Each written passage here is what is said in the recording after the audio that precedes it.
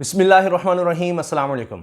आज 24 जून जुम्मे का दिन है और आज के दिन जो बड़ी ख़बर सामने आई वो ये कि पाकिस्तान की स्टॉक मार्केट क्रैश कर गई और कारोबार को बंद करना पड़ गया, रोकना पड़ गया। क्योंकि अब ये स्टॉक मार्केट में एक काम ये किया जाता है कि जब इतनी तेज़ी से शेयर गिरते हैं तो फिर मार्केट को बंद कर दिया जाता है ताकि मज़ीद उसको गिरने से बचाया जा सके। अब आप अंदाज़ा लगाइए कि 2000 पॉइंट्स ऐसे मार्केट ने क्रैश किया है, बाकायदा गिर गई।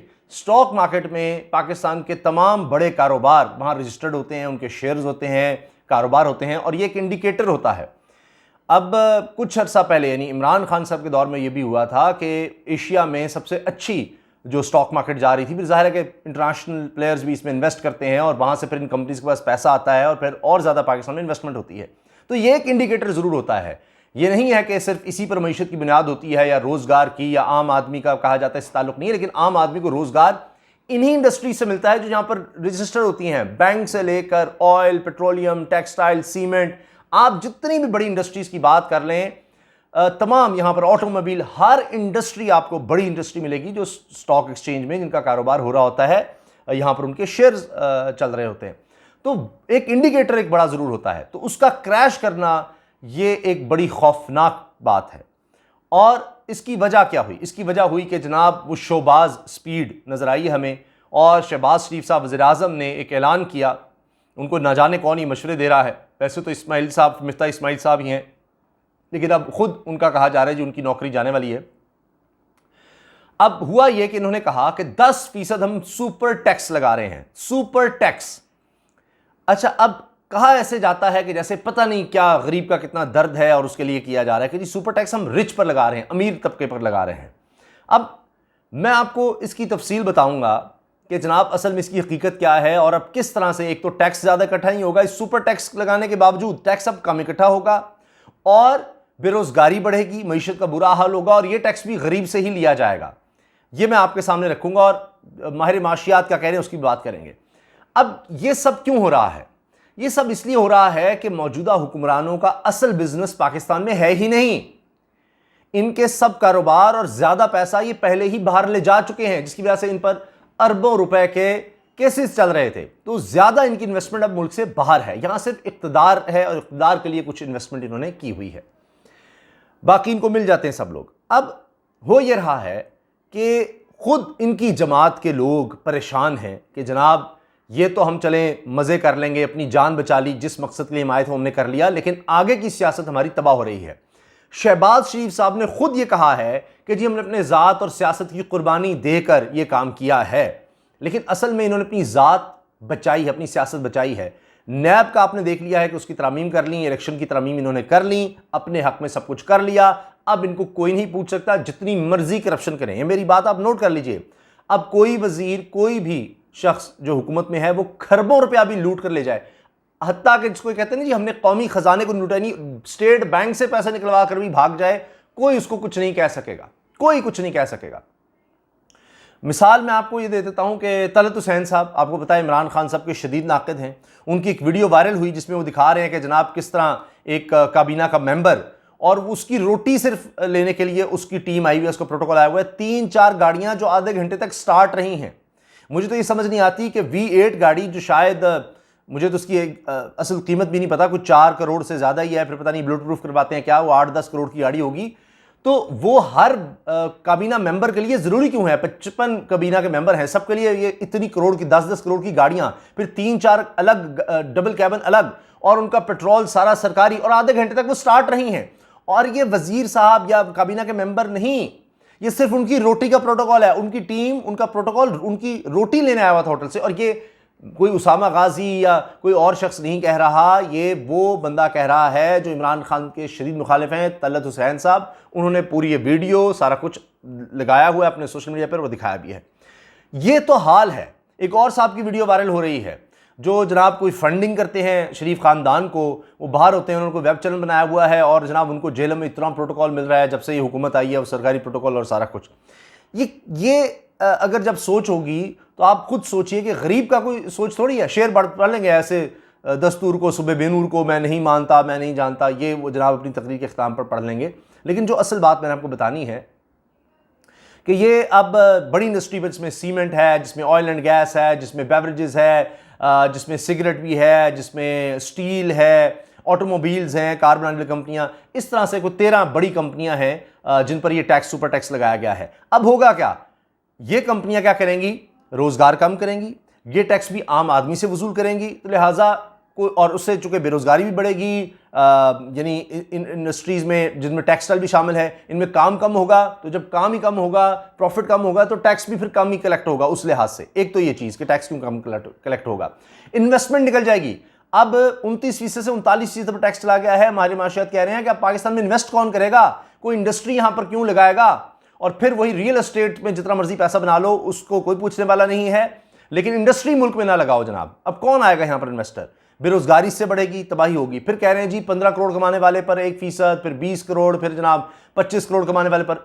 जो लोग ऑलरेडी टैक्स दे रहे हैं, बड़ी अच्छी बात है, अमीर पर आप टैक्स लें, होना ही चाहिए, और लें, पहले ही वो दे रहा होगा और लें उससे टैक्स। ये वो लोग हैं जो रजिस्टर्ड हैं, जो पहले टैक्स दे रहे हैं। लेकिन जो टैक्स चोर हैं, जो बाहर बैठे हैं जायदादें बनाकर, जिनकी औलादें बाहर हैं, जो मतलब वो मकसूद बेचारा चपड़ासी मरहूम अल्लाह उसकी मग़फ़िरत फरमाए, उसके अकाउंट से अरबों रुपए निकलते हैं, उसका टैक्स कौन देता है? यानी जिसकी 25, 30, 40 हज़ार रुपये तनख्वाह है, वो तो करोड़ नहीं कमाता, लेकिन अरबों रुपया अगर उसके अकाउंट में है, वो किसका अरबों रुपया वो टैक्स देंगे?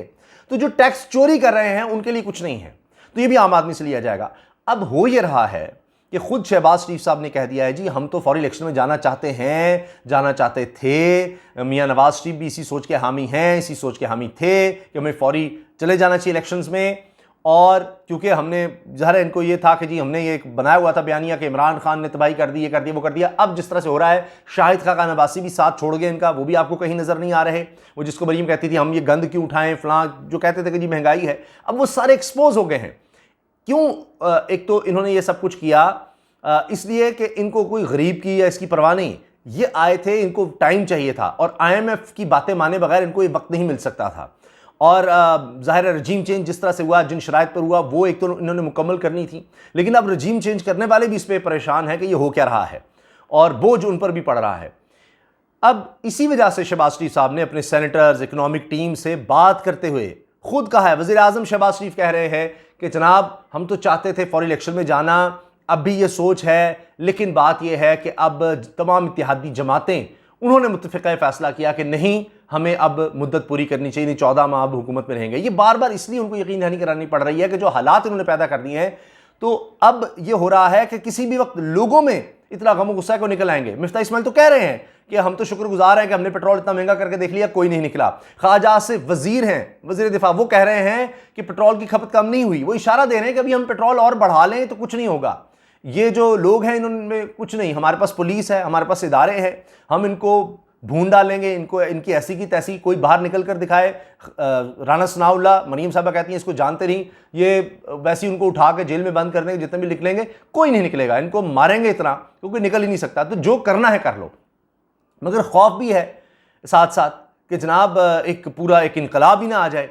तो इसलिए अब ये चाहते तो थे इलेक्शंस में जाना, लेकिन अब वही जरदारी साहब और रजीम चेंज जो डील करके आए थे उसकी वजह से रुके हुए हैं। वरना शहबाज शरीफ साहब खुद कह रहे हैं जी हम तो इलेक्शन में जाना चाहते हैं, क्योंकि उनको नजर आ रहा है, फीडबैक मिल रहा है कि अब जो ज़मीनी इलेक्शन होंगे उसमें हमें अवाम उड़ा कर रख देंगे। इसी वजह से कभी किसी का सर फाड़ो, किसी के ऊपर मुकदमे करो, कर तो रहे हैं, पुलिस का इंतजाम का इस्तेमाल कर रहे हैं, और उनको लगता है कि इससे हम इलेक्शन जीत भी सकते हैं, लेकिन उतना ही ज़्यादा जोर लगाना पड़ रहा है, उतना ही ज़्यादा एक्सपोज होना पड़ रहा है, उतनी ही ज़्यादा मसाइल आ रहे हैं, उतनी ज़्यादा बदनामी हो रही है। आज अब यह हाल हो गया है कि सोशल मीडिया पर वीडियोस चल रही हैं कि जी वो एक गधा है, उसके ऊपर शहबाज शरीफ की तस्वीरें लगाकर बाज़ारों में घुमाया जा रहा है कि जी ये है जी जनाब हमारा वज़ीर आज़म, और ये यानी ये हाल हो गया है। तो ये चीज़ें या तो उनको पहुँचती नहीं है या थोड़ा बहुत जाता है, जिसकी वजह से ये घबराए हुए हैं और इलेक्शन की बात जरूर कर रहे हैं, लोगों का गम और गुस्सा कम करने के लिए। किसी भी वक्त हम इलेक्शन में जा सकते हैं, किसी भी वक्त इलेक्शन में जा सकते हैं, हम तो चाहते थे इलेक्शन। तो हुकूमत में बैठा शख्स वज़ीर आज़म भी कह रहा है जी हम इलेक्शन में जाना चाहते हैं, लेकिन वो है ना कि कंबल तो मैं छोड़ता हूँ, कंबल मुझे नहीं छोड़ता। कि अब इत्तेहादी नहीं, क्योंकि अब 55 तो कर ली है तादाद वुज़रा की, तो मज़े तो कर लें। इतनी देर से हम प्यासे थे, ये प्यास तो बुझा लें, तो लोगों का फिर देखी जाएगी, कुछ ना कुछ हम आगे कर लेंगे। क्योंकि रजीम चेंज यानी जिन की मदद से हम आए हैं, हमने उनको खुश करना है, उनको खुश करके हम आगे चल लेंगे। ये अभी तक मफरूज़ा है, और अब इतनी महंगाई और ये सब तबाही करने के बाद फौरी इलेक्शन में जाना भी इनके लिए इसलिए भी मुश्किल है कि फिर इनको और ज़्यादा यानी धांधली करनी पड़ेगी, धांधला करना पड़ेगा। तो अब ये सोच रहे हैं चलो और थोड़ा डिले करके देख लेते हैं, अपने लोग लगाएंगे मुख्तलिफ इदारों में, इंसाफ के इदारों में भी, इंतज़ाम के इदारों में भी, दीगर कानून नाफिज करने इदारों में भी अपने लोग लगा लेंगे जब, तो फिर हम सब चीज़ें मैनेज कर लेंगे। वरना खुद बार बार शहबाज शरीफ का कहना जी हम तो इलेक्शन में जाना चाहते हैं, इलेक्शन में जाना चाहते हैं, एक प्रेशर जो इन पर आ रहा है ये उसकी वजह से है। अब देखते हैं, क्योंकि एक तो इतना अदम इस्तेहकाम है कि जिस तरह कहा जा रहा है इकोनॉमिक टीम बदलने वाली है, इसाक डार की वापसी हो रही है, तो ये भी हो सकता है कि पूरी ही टीम बदल जाए। तो इसीलिए वो इशारे भी दे रहे हैं कि जी इलेक्शन भी हो सकते हैं, उसके ऐलान भी किसी वक्त हो सकता है, और अगर हम मजबूर हुए, जिस तरह से दबाव दूसरी तरफ से है कि जी मुद्दत तो पूरी करें ना। अब पीपल्स पार्टी जिस तरह से कहा जा रहा है, खुद नून लीग के लोग कह रहे हैं कि जनाब सारी बदनामी, गालियां, बुरा भला तो हमें कहा जा रहा है, पीपल्स पार्टी भी तो आगे आए। तो पीपल्स पार्टी, मौलाना साहब जो उतना बदनाम नहीं हो रहे, वो तो अब वजारतें तो उनको अब मिली हैं, और वो वजारतें जिनमें बेपनाह दौलत और पैसा और ठेके हैं, वो वजारतें उनको मिली हैं। तो अब जब तक ये सब मिलकर पैसा नहीं बना लेते तो वो शहबाज शरीफ की जान इतनी आसानी से तो नहीं छोड़ेंगे कि अब ये 14 महीने हैं, 14 महीने में अब जितनी कमाई हो सकती है वो तो करें। लेकिन इस दौरान में शहबाज शरीफ साहब खुद कह रहे हैं जी हमने अपनी सियासत की कुर्बानी दे दी है, और ये कुर्बानी अभी दी जा रही है। अगर फ्री एंड फेयर इलेक्शन हो गए तो मैं आपको यकीन दिलाता हूँ, अगर फ्री एंड फेयर इलेक्शन हो गए तो लग पता जाएगा इनको जितना भी कहा जा रहा है या थोड़ा बहुत जो फीडबैक इनसे पहुंच रहा है, क्योंकि ये तो खुशामद के आदी हैं, उसके बावजूद ये थोड़ा बहुत इनको पता लग रहा है कि जी अवाम हमारे खिलाफ हो रहे हैं, लेकिन ये उसका 10% भी नहीं है जितना लोगों में गम और गुस्सा अब आ चुका है। ये उसका तसव्वुर भी नहीं कर सकते। इसलिए फ्री एंड फेयर इलेक्शन को रुकवाने के लिए अभी तक ये रुके हुए हैं। इजाज़त दीजिए, अल्लाह हाफ़िज़।